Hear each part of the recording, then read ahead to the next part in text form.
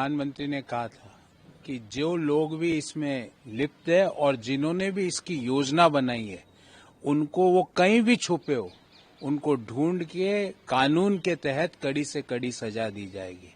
ये वैसी सरकार नहीं है यूपीए की जब सैकड़ों लोगों को आतंकवादियों ने मुंबई में बेगुनाह लोगों को मारा, पर सरकार ने इसलिए कोई कदम नहीं उठाया जो कि यूपीए की सरकार स्वयं कह रहे हैं उनके मंत्री कि हमारे ऊपर अमेरिका का दबाव था। ये वो सरकार है जो गोली का जवाब गोले से देती है।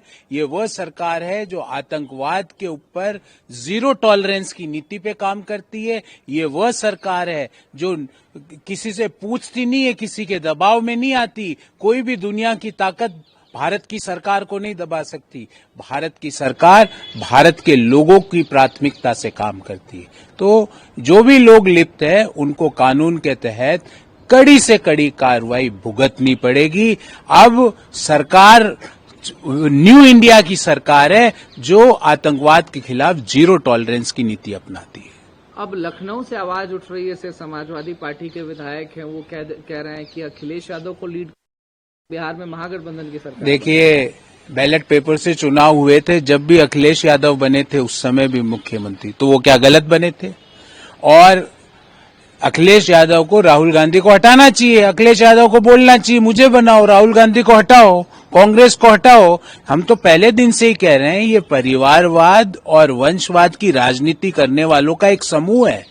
ये कोई अलायंस पॉलिटिकल नहीं है, इनकी कॉमन विचारधारा नहीं है। इनकी एक ही कॉमन विचारधारा है कि इसमें सारे जो लोग हैं वो सिर्फ वंशवाद और परिवारवाद के कारण इस अलायंस में है। भले ही वो आरजेडी ले लो, भले ही वो सपा ले लो, भले ही वो टीएमसी ले लो, भले ही वो कांग्रेस पार्टी ले लो, ये उन लोगों का समूह है जो वंशवाद की राजनीति कर रहे हैं। पर वंशवाद, परिवारवाद और भ्रष्टाचार की राजनीति को देश के लोगों ने सिरे से नकार दिया।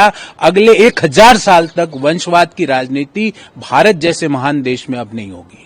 माननीय उच्चतम न्यायालय ने तेलंगाना विधानसभा अध्यक्ष को निर्देशित किया है कि जिस तरीके से कांग्रेस में 10 विधायक शामिल हुए थे उनके खिलाफ जो अयोग्यता याचिका दायर की गई थी उसको देख लें और 1 हफ्ते का समय दिया है। देखिए, सुप्रीम कोर्ट को इंटरफेरेंस करनी पड़ रही है, तो अब कांग्रेस के नेताओं को और जो तेलंगाना लेजिस्लेटिव असेंबली के स्पीकर है उनको सुप्रीम कोर्ट के निर्देशों का पालना करनी चाहिए। राहुल गांधी पीएम बनते हैं या फिर नहीं, ये हमारा लक्ष्य नहीं है। हमें सुनिश्चित करना है कि देश एकजुट रहे, सेक्युलर रहे, यूनाइटेड रहे।